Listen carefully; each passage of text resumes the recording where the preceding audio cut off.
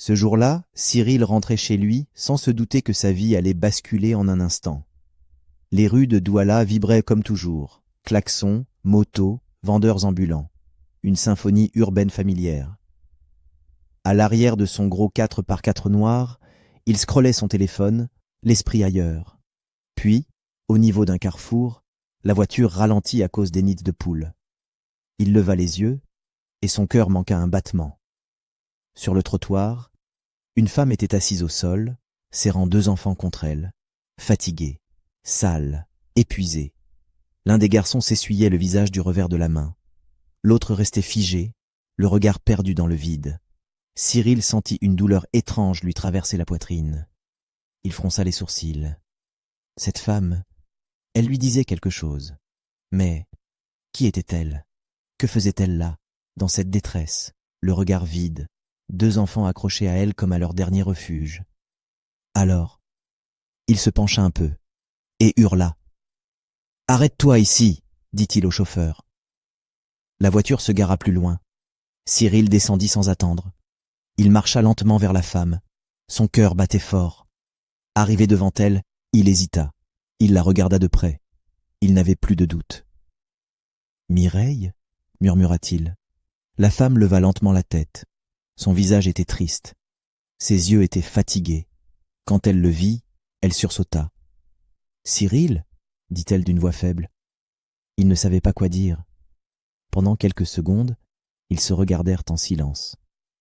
Les enfants serrèrent leur mère, comme s'ils sentaient que quelque chose n'allait pas. « Qu'est-ce qui t'est arrivé ?» demanda Cyril, choqué. Mireille baissa les yeux et serra ses enfants contre elle. « Pars, s'il te plaît. Laisse-nous tranquilles. » Mais Cyril ne pouvait pas. Il ne pouvait pas tourner le dos. Pas après l'avoir vue comme ça. « Mireille, tu ne peux pas rester ici. Ce n'est pas une vie. Qu'est-ce qui s'est passé? La vie. Voilà ce qui s'est passé. Pas tout le monde a droit à une belle fin. » Il regarda les enfants. Ils avaient faim. Ils avaient froid. Il se baissa doucement. « Laisse-moi t'aider, juste pour ce soir. Que les enfants mangent et dorment dans un vrai lit. Rien de plus. » Mireille ferma les yeux un instant. Ses mains tremblaient. Elle regarda ses enfants. Ils ne disaient rien, mais ils avaient faim. Ils étaient faibles. Alors elle murmura « D'accord, mais juste pour cette nuit. » Cyril sourit doucement. Il l'aida à se lever. Les enfants tenaient toujours sa main. Ils montèrent dans la voiture. « On rentre à la maison » dit Cyril à son chauffeur. Le trajet jusqu'à la maison fut silencieux. Mireille regardait par la fenêtre sans parler. Elle tenait ses enfants contre elle, comme si elle avait peur que tout disparaisse. Cyril, lui, ne disait rien. Mais dans sa tête, 1000 pensées tournaient. Il avait demandé au cuisinier de préparer un bon repas. Quelque chose de chaud. Quelque chose de digne. Quand ils arrivèrent, Mireille hésita à sortir. La maison était grande, belle, trop belle. Elle regarda les lumières, les murs propres, le jardin. Elle se sentait petite, trop pauvre pour entrer là. « Tu n'as pas à avoir peur, » dit doucement Cyril.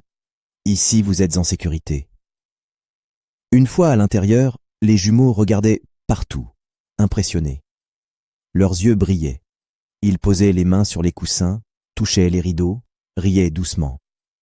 La table à manger était prête. Du riz, du plantain, du poisson, du ragoût. L'odeur remplissait toute la pièce. Mais Mireille resta debout, les bras croisés. Elle n'osait pas s'asseoir. « Maman, on peut manger ?» demanda un des petits. Elle hocha la tête. Les 2 enfants se mirent à table et commencèrent à manger avec envie. Ils n'avaient pas goûté à un vrai repas depuis longtemps. Cyril regardait Mireille. « Toi aussi mange. Tu n'as rien à craindre ici. » Elle prit une cuillère. Elle goûta une bouchée de riz. Dès qu'elle avala, les larmes montèrent. Elle ne disait rien, mais son visage parlait pour elle. « Merci » murmura-t-elle. Un de ses fils leva la tête, un peu de sauce sur la joue. « Maman, c'est le meilleur repas du monde. » Mireille sourit, les yeux pleins d'eau. « Je sais, mon cœur. Je sais. » Après le repas, une femme les conduisit dans une chambre d'amis. Les enfants eurent droit à un bain chaud, et des habits propres. Ils s'endormirent vite, l'estomac plein, dans un vrai lit. Mireille, elle, restait debout dans le salon. Elle ne savait pas où se mettre. Cyril arriva doucement. « Assieds-toi. Tu es chez toi ici, pour l'instant. » Elle s'assit lentement, droite, les mains croisées. « Cyril, pourquoi tu fais tout ça ?» Il la regarda calmement. « Parce que je te connais, et parce que je ne peux pas te laisser souffrir comme ça. Mais je t'ai ignoré à l'époque. Je t'ai même ri au nez. Pourquoi tu m'aides maintenant ? Parce que je ne suis pas comme ceux qui abandonnent les gens quand ils tombent. » Mireille baissa la tête. « Je suis fatiguée. J'ai tout perdu. Et j'ai trop honte. » Cyril s'approcha doucement. « Tu n'as pas à avoir honte. Tu as juste besoin d'un peu de repos et d'une deuxième chance. » Elle le regarda. Pour la première fois depuis longtemps, elle sentit quelque chose qu'elle avait oublié, l'espoir. Le lendemain matin, Cyril demanda à Mireille et aux enfants de se préparer. Il les emmena dans une boutique propre, calme, tenue par une dame souriante. « Prenez ce que vous voulez, » dit-il simplement. Mireille ouvrit grand les yeux. Les habits étaient neufs, bien rangés, et sûrement chers. « Cyril, je peux pas, c'est trop. »« Tu peux, et tu dois. Tes enfants méritent mieux, et toi aussi. » Les jumeaux couraient partout, riant, montrant des petites chemises et des chaussures. Mireille choisit des habits simples, propres pour elle et ses enfants. Elle se sentait encore mal à l'aise, mais elle pensait à eux avant tout. Ensuite, Cyril les emmena à l'hôpital. Un médecin les examina. « Les enfants sont un peu maigres, dit-il. Mais avec une bonne alimentation, tout ira bien. » Mireille souffla doucement. Elle ne s'était même pas rendu compte qu'elle retenait son souffle. En sortant de l'hôpital, elle regarda Cyril. « Pourquoi tu fais tout ça ? Qu'est-ce que tu veux en retour ?» Cyril s'arrêta, se tourna vers elle. « Rien. Je veux juste vous voir heureuse. Tu sais, dans la vie, les gens aident rarement sans attendre quelque chose. Alors ne me fais pas confiance tout de suite, mais regarde autour de toi.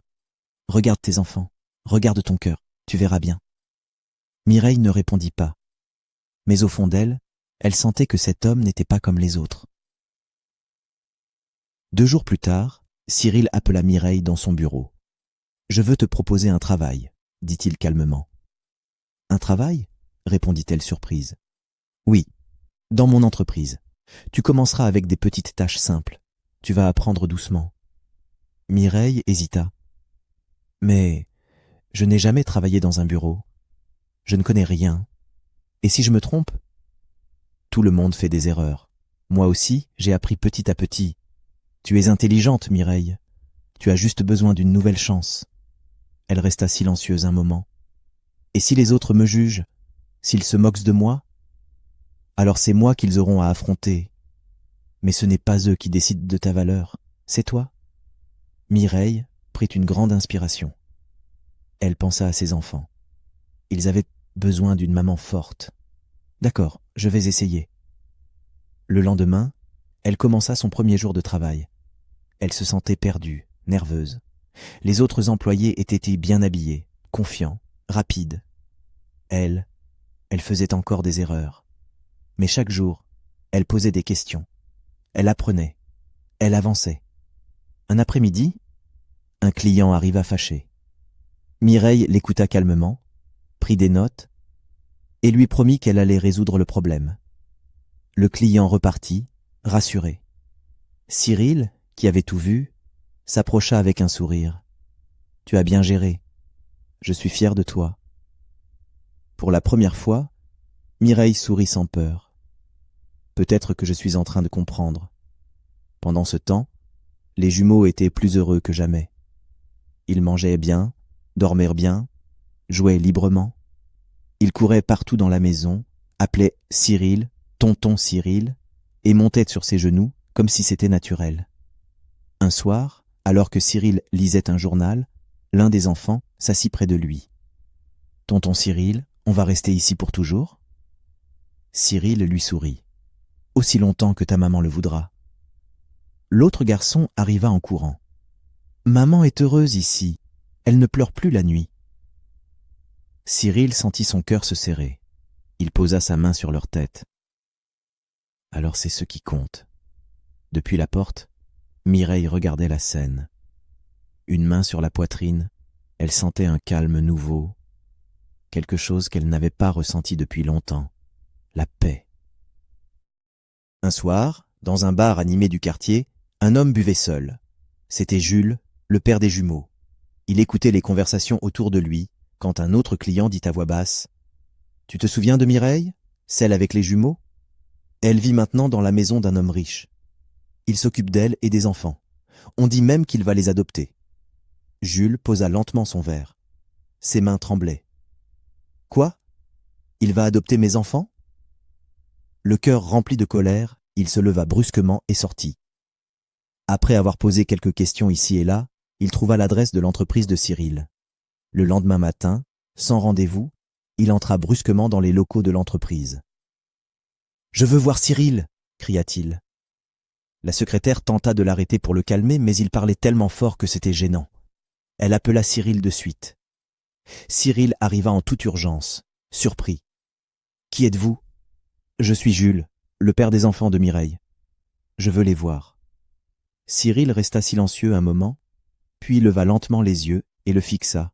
« Le père ?» dit-il d'un ton sec. « Tu parles de ces enfants que tu as abandonnés ? Ceux que tu as laissés affamés dans la rue ? Ce sont mes enfants. J'ai le droit de les voir. » « Le droit ?» Cyril serra les poings. « Où étais-tu quand ils pleurèrent de faim, quand leur mère dormait dehors avec eux ? Tu n'étais pas là. Tu ne les mérites pas. » À ce moment-là, la porte s'ouvrit. Mireille entra. Elle s'arrêta en voyant Jules. Ses yeux s'embrasèrent de colère. « Tu as osé venir ici ?» dit-elle en avançant. « Mireille, je veux voir mes fils. Je suis leur père. » Elle éclata de rire, un rire amer. « Leur père ? Où étais-tu quand je suppliais pour avoir du pain, quand je les tenais toute la nuit dans mes bras pour les protéger du froid ?» Jules voulut parler, mais elle le coupa. « Tu as choisi de partir. Tu as coupé tout contact. Tu ne peux pas revenir comme si de rien n'était. Mes enfants n'ont pas besoin d'un père qui disparaît. Ils ont besoin de stabilité, d'amour, de présence. Et ça, tu ne l'as jamais donné. » Jules resta bouche bée. « Sors d'ici, et ne reviens plus. » Il voulut protester, mais un regard de Cyril le fit reculer. Sans un mot de plus, il tourna le dos et quitta le bureau. Quand la porte se referma, Mireille poussa un long soupir. Ses mains tremblaient un peu, mais pas de peur. Cette fois, c'était de soulagement. Cyril s'approcha doucement. « Tu vas bien ?» Elle hocha la tête. « Oui, pour la première fois depuis des années, je vais bien. » Les jours passaient, puis les semaines, et la vie de Mireille changeait doucement. Les jumeaux allaient maintenant à l'école. Ils revenaient chaque jour avec des dessins, des histoires et de grands sourires. Ils jouaient, mangeaient à leur faim et couraient dans la maison. Un après-midi, Mireille et Cyril étaient assis dans le jardin, regardant les enfants courir dans l'herbe. Mireille se tourna vers lui. « Je ne t'ai jamais vraiment remercié, » dit-elle doucement. Cyril sourit. « Tu n'as pas besoin. Voir ton sourire, c'est assez. » Elle le regarda en silence. Et pour la première fois depuis longtemps, elle laissa son cœur parler. Le soir venu, alors qu'ils étaient sur le balcon, Mireille scrollait doucement sur son téléphone. Cyril prit une grande inspiration. « Mireille, je dois te dire quelque chose. » Elle leva les yeux. Il avait l'air sérieux. « Depuis des années, je t'aime. Pas pour ce que tu vis, mais pour qui tu es. Je ne veux pas être seulement l'homme qui t'a aidé. Je veux être l'homme que tu choisis. » Mireille resta silencieuse. Son cœur battait fort. Elle regarda le sol, puis les enfants qui jouaient encore. « Cyril, j'ai peur. J'ai déjà donné mon cœur une fois, et on l'a piétiné. Je ne sais pas si je peux encore aimer. » Il s'approcha doucement et lui prit la main. « Je ne te demande pas une réponse ce soir. Je veux juste que tu saches que je suis là, et que je ne partirai pas. » Elle ferma les yeux un instant, puis hocha la tête. « Merci. » Les jours suivants, elle observa Cyril différemment. Elle remarquait ses gestes, sa douceur avec les enfants, sa patience avec elle. Il ne la pressait pas. Il respectait son rythme. Puis, un soir, alors que les jumeaux dormaient, elle se leva, alla vers lui et dit calmement « Cyril, je crois que moi aussi je t'aime. » Il la regarda avec surprise, puis un sourire sincère illumina son visage. « Tu es sûr ?»« Oui, je suis prête. » Peu de temps après, Cyril s'agenouilla devant elle avec une petite bague simple mais belle. « Mireille, veux-tu m'épouser ?» Les larmes aux yeux, elle répondit « Oui, Cyril, oui. » Quelques jours après la demande en mariage, Cyril parla doucement à Mireille alors qu'ils prenaient le petit déjeuner. « Je pense qu'il est temps qu'on aille voir ta famille. » Mireille fronça les sourcils. « Ma famille ? Tu sais bien qu'ils m'ont rejetée. Mon père m'a mise dehors quand j'étais enceinte. Il ne m'a jamais rappelée. Pourquoi je devrais y retourner ?» Cyril lui prit la main. « Pas pour eux, pour toi. Le pardon, ce n'est pas pour les autres, c'est pour se libérer. Peut-être qu'ils regrettent, peut-être pas. Mais toi, tu as besoin de tourner la page. » Mireille resta silencieuse. Elle savait qu'il avait raison. Quelques jours plus tard, ils prirent la route, avec les jumeaux. Arrivée devant la vieille maison familiale, Mireille sentit son cœur battre plus vite. Sa mère ouvrit la porte. En voyant sa fille, elle éclata en sanglots. « Ma fille, tu m'as manqué !» Elle la serra très fort dans ses bras. Puis le père sortit. Il avait l'air plus vieux, plus fatigué. Il regarda Mireille avec des yeux pleins de regret. « Je me suis trompé. J'ai eu honte et j'ai laissé la colère parler à ma place. Je t'ai fait du mal. Est-ce que tu peux me pardonner ?» Mireille avait les larmes aux yeux. Elle regarda ses enfants, puis Cyril, et répondit simplement « Oui, papa, je te pardonne. » Cyril s'avança alors, avec respect. « Monsieur, je suis Cyril. J'aime votre fille, et je veux l'épouser. Je promets de toujours prendre soin d'elle et des enfants. » Le père hocha la tête. « Tu as ma bénédiction, mon fils. » Ce soir-là, toute la famille se retrouva autour d'un bon repas. Il y avait des rires, des sourires, des chansons. Le passé restait derrière. Seul l'amour comptait. Le jour du mariage traditionnel arriva. Toute la cour était décorée de couleurs vives. Les tambours résonnaient. Les femmes dansaient en riant, habillées de leurs plus beaux pagnes. L'odeur du riz, du poisson braisé et du vin de palme flottait dans l'air. Mireille portait une robe traditionnelle magnifique. Son sourire était doux, rempli d'émotion. Elle avançait lentement vers Cyril, entourée des femmes de sa famille. Cyril, lui, attendait en tenue traditionnelle, debout, le regard plein d'amour. Lorsqu'elle s'approcha, il chuchota « Tu es magnifique ». Elle baissa les yeux, puis releva la tête avec un sourire sincère. « Et toi, tu ressembles à un vrai mari. » Le père de Mireille plaça la main de sa fille dans celle de Cyril. « Prends soin d'elle, ne la laisse jamais tomber. »« Avec tout mon cœur, » répondit Cyril. La fête continua jusqu'à tard dans la nuit. Les enfants courèrent partout. Les rires remplissèrent l'air. C'était un moment de bonheur pur. Quelques semaines plus tard, la vie avait trouvé un rythme paisible. La maison était remplie de joie. Cyril lisait des histoires aux jumeaux chaque soir. Il l'appelait maintenant papa sans hésitation. Un soir, alors que Mireille bordait les enfants, Cyril entra doucement dans la chambre. Il la regarda avec tendresse. « Tu es heureuse ?» demanda-t-il. Elle leva les yeux vers lui, les larmes au coin des yeux, mais cette fois, des larmes de joie. Plus que je ne l'aurais jamais imaginé. Il la prit dans ses bras, et elle posa la tête sur son épaule. Ils n'étaient plus des blessés du passé. Ils formaient maintenant une famille, une vraie. Parce que parfois, la vie brise, pour reconstruire plus fort. Parce que parfois, l'amour revient au moment où on l'attend le moins.